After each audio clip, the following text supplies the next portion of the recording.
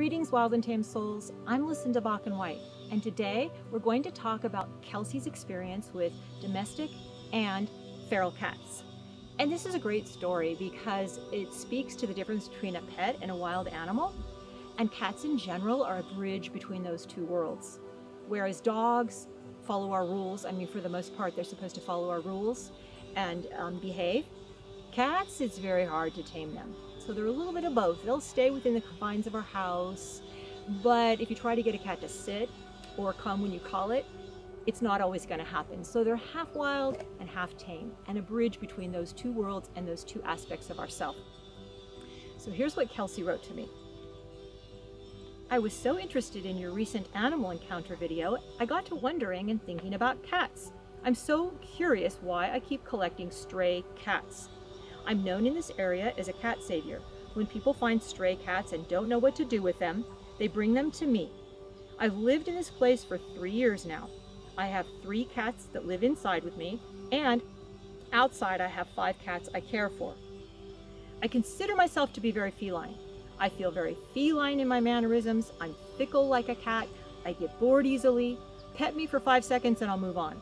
My movements, my eyes, I've always felt relatively feline. So I'd say cats, big cats, house cats, stray cats, feline, they are all animals I relate with. Well, Kelsey has pretty much done her own animal encounter interpretation because she's going into great depth about feline cat behavior and applying it to herself and saying that's who she is. So of course, she's going to attract and magnetize all these cats and care for them because she is one of them. She's considered part of their colony. They're so comfortable with her. They act like themselves with her. And it's just a validation of who she is authentically. So let's get into a little more detail about how she does interact with them. I've seen 3 generations of a cat stay with me. If I go away for 3 days, they stay and wait for me. There's another neighbor who puts food out, but when they visit her, they eat and run. When I'm gone, my cat sitter tells me the cats are nervous and skittish when I'm gone. It gets to be very hot here in the summer. I have never seen a stray cat show its belly in extreme heat, but these cats will lay down with bellies exposed if I'm here, outside talking on the phone or smoking, something like that. What is it about me and my house that makes these cats feel so comfortable? Well, just in your descriptions of these animals, you're very, very intimate with cat behavior and their authentic way of being. Not all animal lovers are like this. A lot of us project onto animals that we want them to be a certain way, and we get disappointed when they're not. Or we take from animals. We want to hug them and cuddle with them and have them love us. You are accepting the cats on their terms. You've got the cats inside who probably have a very different mannerism than the cats outside. And feral cats in general are very, very wary of people, and it's so hard to get close to them. But they love you and come near you all the time. So of course they feel safe. You are one of them, and this is obviously your primary totem is cat. Now, our ancestors used to consider animals their kin.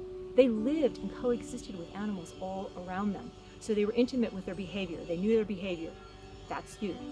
They would work with some animals for food, shelter, and clothing, but always honor them with gratitude and ceremony. And they would learn from animals. Animals would teach them things like how to hunt, and they would also look at the animals for their own behavior because a lot of the indigenous cultures thought that we all had an animal totem, which would be indicative of our authentic nature. So all these things, this is what you are recreating in your little world with cats. You're a cat at the center of this world.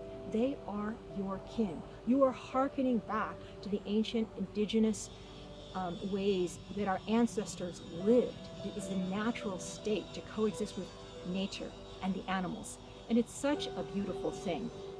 And I just want to say that you are deeply connected to these animals. They feel your energy. Animals can read energy brilliantly.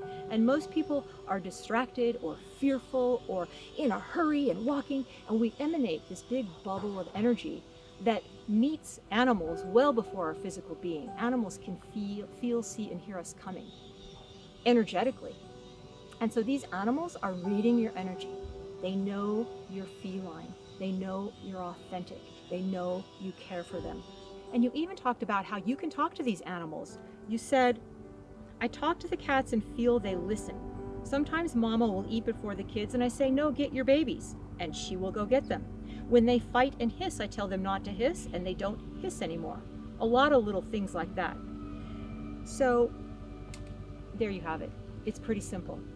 You are deeply connected with authentic energy and the animals know it. So thank you for demonstrating this way of being that would behoove all of us. And I hope everybody was inspired by your story. Thank you, Kelsey. And I look forward to seeing everyone next time.